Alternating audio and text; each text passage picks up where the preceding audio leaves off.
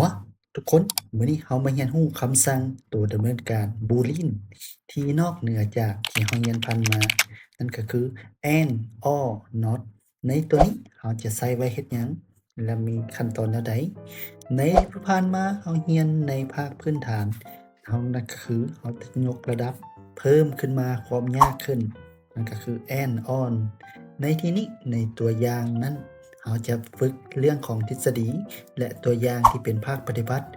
สำหรับภาคตัวอย่างปฏิบัติเราขอพาทุกคนไปเรียนรู้ในการเขียนในการสร้างในการล็อกอินเข้าเว็บไซต์เข้าแอปพลิเคชัน User ที่เรากำหนดขึ้นมาเองในแบบตามใจของเราฝึกในการเรียนรู้มาเริ่มต้นภาคทฤษฎีทวิตนั่นก็คือ and ในที่นี้อย่างเช่นว่าชื่อ username แม่น Alice password p add ss123 นี่แม่น password ถ้าว่าพิมพ์2ตัวนี้ถูกคำสั่งจะเอิ้นว่า true ยังชื่อว่า and ใน Alice นี้ถ้าหากว่าพิมพ์คำว่า user ว่า Alice and password ถ้าหากว่าพิมพ์ตัวใดตัวหนึ่งผิดคำสั่งจะเป็น false จะเฮ็ดเราตอบเข้ามาผิดสำหรับ or หมายถึงว่าหรือหากว่าอย่างเช่นว่า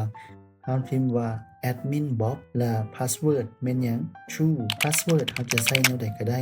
หมายความว่าจะสามารถเข้าเป็น or คล้ายๆกับ true ตัวนี้ก็จะเป็น true แต่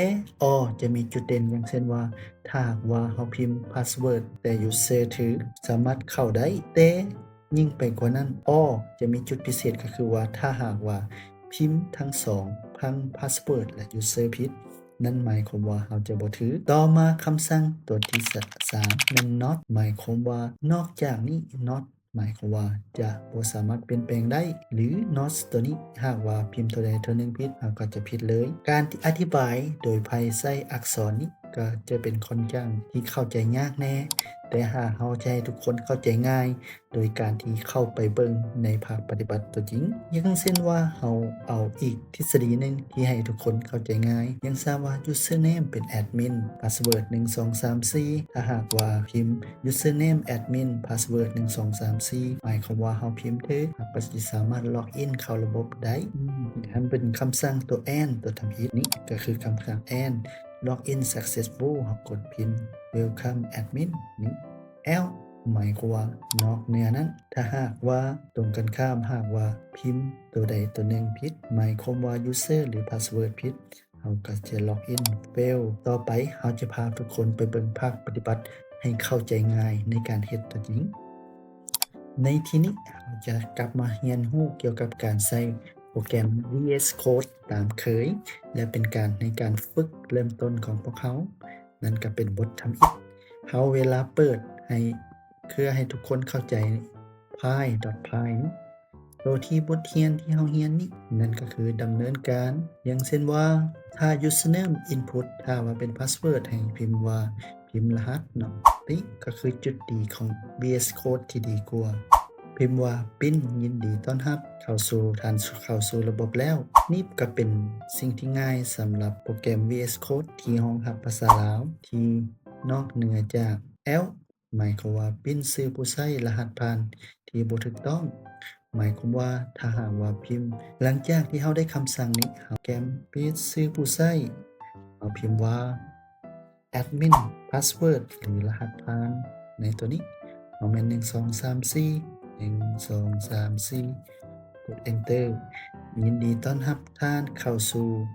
ระบบแล้วหมายความว่าเราพิมพ์ทั้งชื่อและรหัสถูกต้อง admin รหัสผ่านบัดนี้เราสิใส่45678มาเราจะมาเริ่มจากตัวนี้ถ้าหากว่าเราพิมพ์ผิดเด้จากคำว่า admin เราเปลี่ยนใส่ชื่อใหม่ว่า joker รหัส2344ชื่อผู้ใช้หรือรหัสผ่านบ่ถูกต้องให้ลองใหม่เราต้องได้ลองไหม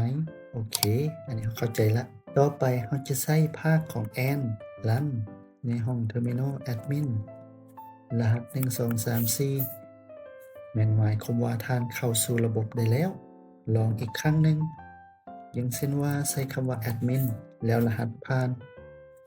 erttyy เนาะกด enter หมายความว่ารหัสผ่านหรือ username บ่ถูกต้องเราต้องพิมพ์ใหม่ ในคำสั่งที่ว่ามันแตกต่างในภาคทฤษฎีที่เราเฮ็ดผ่านมานี่เห็นความแตกต่างของมัน ตอนนี้ทุกคนเราได้ใช้ or and ไปแล้ว ต่อไปเราจะใช้คำสั่งว่า not ในคำสั่ง not เพื่อเป็นการอธิบายให้มันเข้าใจง่ายเราจะตัดคำว่า password นี้ออกไปก่อน not มาใส่ทั้งนี้หมายความว่าประโยคทั้งหลังเป็นตัวปฏิเสธเลยหมายความว่าถ้าท่านพิมพ์คำสั่งว่าเป็นแอดมินจะบ่สามารถล็อกอินเข้าใน user นี้ได้อย่างเช่นว่าเราพิมพ์คำว่า admin กด enter เราใส่คำสั่ง l เป็นชื่อผู้ใช้หรือผู้ใช้งานนี่ก็แม่นคำสั่งที่เราได้ใช้ผ่านมาเกี่ยวกับใช้คำสั่งว่า if not และคำสั่งที่เราใช้ username แม่น and or นี่ก็จบลาก่อนแล้วพบกันใหม่ในตอนต่อไป